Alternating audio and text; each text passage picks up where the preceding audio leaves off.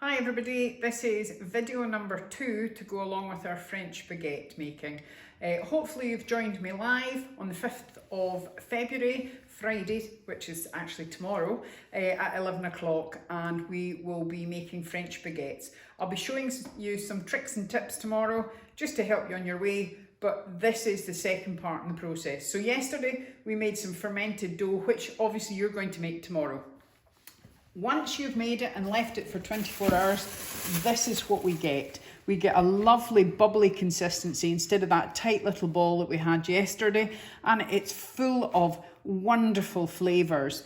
This will enhance your baguette dough. So today, what we need to do is we need to start the actual baguette dough. So what we're going to do is scales onto gram weight, and for everybody needing to know the recipe, this is the baguette dough. You're going to start with 475 of strong white flour and 25 grams of rye flour with 360 grams of water. Now what we're going to do with that, I'm putting in my flour now, so I'm just using standard strong white flour. If you had French flour, you could use that. If you have Canadian strong flour, you can use that. Whatever white flour you have, the only thing that it requires is that you require a strong flour. What that means is that it's got a higher protein. Now this is me adding in my 25 grams of rye. You might be wondering why I'm putting rye flour in. Now if you're making traditional French baguettes, it always has a portion of rye in, specifically to make the flavour, the tradition, but also what happens is it gives this wonderful crustiness to the actual baguettes, rather than the white sticks that you get within the supermarkets, which always tend to be a little bit floppy and just not very nice, to be quite honest. So I've got all my flour in here. Now what I'm going to do is just pour in 360 grams of the water. I'm not putting in yeast, I'm not putting my fermented dough in, I'm just putting the water in. So I have 360 to go. Just a dribble more, that's us, 360. So now that I've got my water in, all I'm going to do is literally fingertips in again and just bring this together.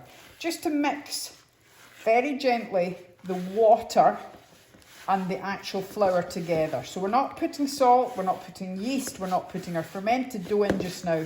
And this is known as auto-leasing, okay? You might hear other people say auto-lyse. It's up to yourself how you want to say it. But what you are doing is a form of self-mixing. And so all I am doing is literally bringing the dough together, okay? It's not the finished dough, because we've got to add the fermented dough. We need to add some extra little bit of yeast to give it another kick, and we have to add our salt in for both flavour and also to enhance the elasticity within the actual structure. So that is all of that combined now. Now you'll have wee dry bits in there and wet bits, doesn't matter. Just get it all off your fingers, again, spatula, wooden spoon, whatever you've got, and scrape down anything that's in the bowl, okay? And that is it ready, okay? Now, all we're going to do is put a shower cap on that one as well. I'll put a shower cap back onto this in a second. And we're going to now leave this for a minimum of 30 minutes, okay? 30 minutes. You can leave it for 2 hours if it suits you. If you've got some homeschooling to do, if you're wanting to do something else in the meantime, leave it for as long as.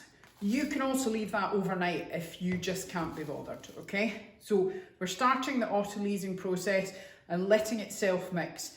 And half an hour or so, we'll come back to it and I'm going to show you the next stage, okay? See you shortly.